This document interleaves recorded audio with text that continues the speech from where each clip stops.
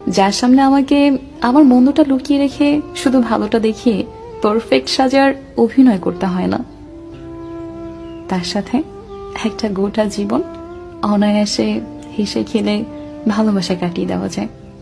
আমি যেমন আমি তেমনই থাকতে পারি। যে আমার চোখের তলায় ডার্ক সার্কেল, পায়ের ভেঙে যাওয়া নখ, অথবা ঘুম থেকে ওঠার পর আমার পাখির বাসার মতো এলোমেলো চুলের কথা জানে।